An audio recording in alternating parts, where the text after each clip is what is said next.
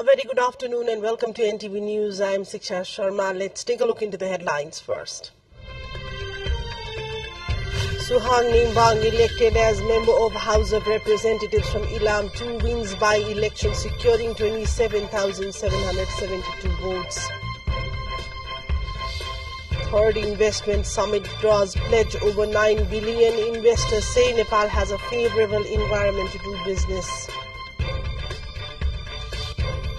Israel proposes a 40-day truce to Hamas in the Gaza war. US and Britain urge Hamas to accept the ceasefire proposal. And Bayern Munich facing off Real Madrid for the first leg of Champions League semi-final tonight.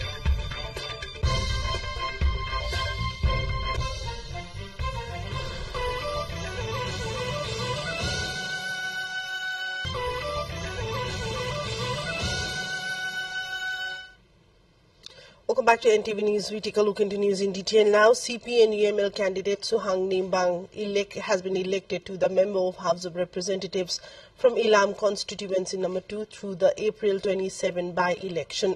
Nimbang secured 27,772 votes, while his nearest rival Domba Bahadur Khadka from Nepali Congress got 21,942 votes, according to the Chief Returning Officer Keshav Prasad Khimire. The UML candidate was also backed by Nepal Parivar Dal. Similarly, Dakhindra Singh Limbu collected 11,457 votes and Rashtriya Swatantra Party candidate Milal Limbu 5,050. Mani Bahadur Limbu from Mongol National Organization got 816 votes.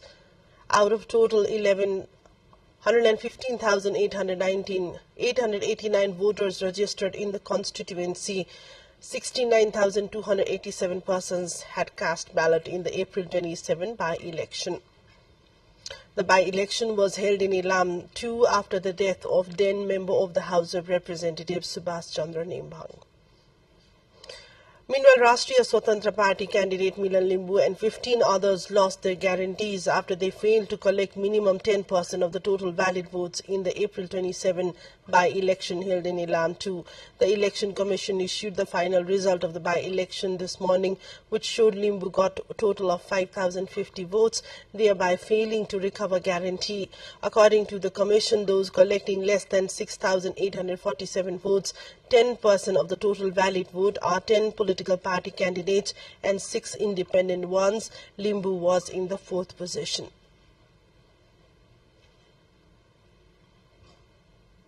We take a look into other updates where an investment worth 9,130 million was approved for 4 projects during the 3rd investment conference in Nepal that concluded yesterday. The investment includes 6 billion for an investment company in Bhaktapur, 3 billion for a commercial building in Kathmandu, and 85% of Archelas Energy Limited of the UK and 15% of the Mohaniyal Rural Municipality of Kailani for a 200 kilowatt capacity hydropower project. Additionally, 76,600,000 rupees for construction and 62,500,000 for the construction of hotels and restaurants in Lalitpur district have been approved. A memorandum of understanding was also signed for the promotion of public-private partnership in Nepal. Australia's expert group will invest in the first luxury resort to be built in Rara with an initial phase of around 700 million rupees. The Department of Industry has also introduced a system of foreign investment approval through the automatic route, allowing foreign investors to register their companies and receive approval letters via email. And let's take a look into yet another break. Stay with us for more updates. Welcome back to NTV News. We take a look into further updates.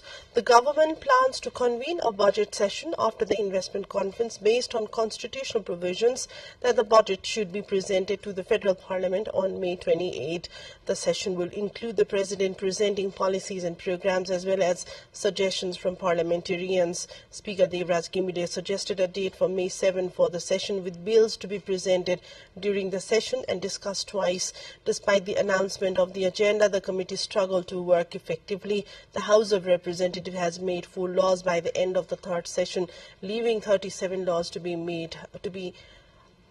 formulated by the Federal Parliament. The spring season in Nepal is attracting a surge of mountain climbers, including those climbing the Everest. This year, 913 climbers from 111 teams have been permitted to climb the mountains, which 390 taking the highest number for the Everest. The government collected 635,300,000 rupees in royalty last year. However, the problem of human and other waste is increasing, and Solokhumbu's Khumbu Pasang Lamu rural municipality has issued a base camp management procedure to address this issue. Climbers are required to bring their wastes in a biodegradable bag above the base camp. The government has allocated 82 million rupees for waste collection. With the help of the Nepal Army, the government has opened only 450 mountains for climbing despite 75,000 mountain peaks in Nepal. Meanwhile, delegates from all over the world meet during the last day of the fourth and penultimate round of UN-led negotiations to solve global plastic pollution in Canada. For the first time, the negotiations picked up where talks left off in Kenya 5 months ago. Delegates from 175 countries and observers discussed a draft of what is to become a global treaty on ending the scourge of plastics found everywhere. Plastics are found from mountain tops to ocean depths and within human blood and breast milk also. And let's take a look into the highlights of what's coming up next.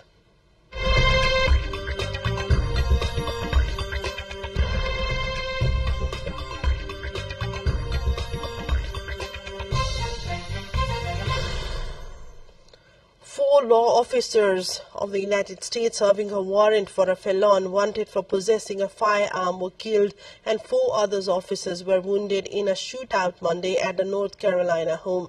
The U.S. Marshals Task Force was fired on by the wanted suspect as they approached the house, and the man was killed in the front yard.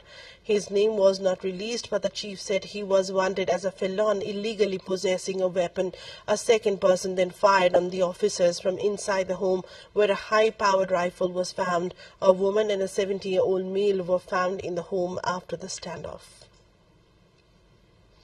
Hamas negotiators are expected to meet Qatari and Egyptian mediators in Cairo to deliver a response to the phased truce proposal which Israel presented at the weekend. Israel's proposal entailed a deal for the release of fewer than 40 of the roughly 130 hostages believed to be still held in Gaza in exchange for freeing the Palestinians jailed in Israel. A second phase of a truce would consist of a period of sustained calm. Israel's compromise response to a Hamas demand for a permanent ceasefire. A total of 253 hostages were seized in a Hamas attack on southern Israel on October 7, in which about 1,200 Israelis were also killed, according to Israeli counts. Israel retaliated by imposing a total siege on Gaza and mounting an air and ground assault that has killed about 34,500 Palestinians, according to the Gaza health authorities. A Russian missile attack on an educational institution in the Ukrainian Black Sea port of Odessa on Monday killed 4 people and injured 28 others. On an unannounced visit to Kyiv, NATO Chief Jens Stoltenberg said month-long delays in U.S. military aid to Ukraine had serious consequences on the battlefield, but that victory over Russia was still possible. Public broadcaster Spline said the roof of the building, described as a law academy, had been nearly destroyed. It said the academy's president, a prominent former member of the parliament, was among the injured. Odessa has been a frequent target of Russian missile and drone attacks, particular port of infrastructure there in Ukraine. Other highlights coming up next, but before that, let's take a short break.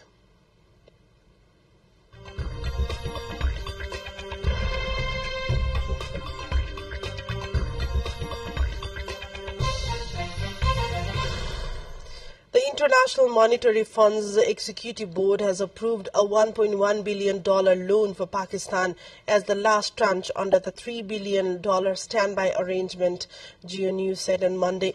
Pakistan is likely to receive the loan payment this week. The funding will be the third and last tranche of a $3 billion standby arrangement with the IMF, which it secured last summer to avert a sovereign default and which runs out this month. The final tranche was approved after the IMF Executive Board meeting in Washington on Monday that discussed Pakistan's request for the release of funds. The global lender has already granted Pakistan $1.9 billion under the agreement. Time now for sports update.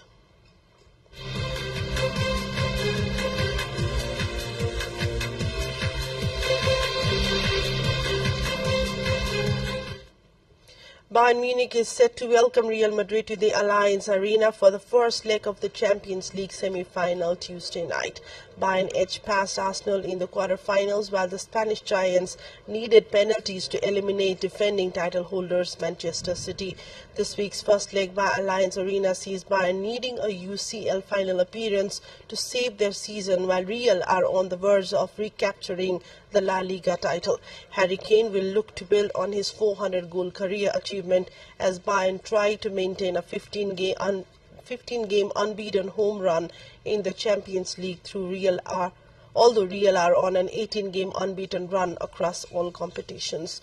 This would be a mammoth Final Four clash between two combined 20-time winners. And this brings us to the end of the bulletin. A quick reminder of the top stories.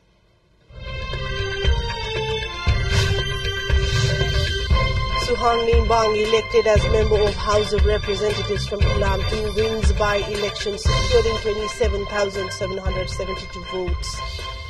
Third investment summit draws pledge over 9 billion. Investors say Nepal has a favorable environment to do business. Israel proposes a 40 days truce to Hamas in the Gaza war. US and Britain urge Hamas to accept the ceasefire proposal. And Bayern Munich facing off Real Madrid for the first leg of Champions League semi-final tonight.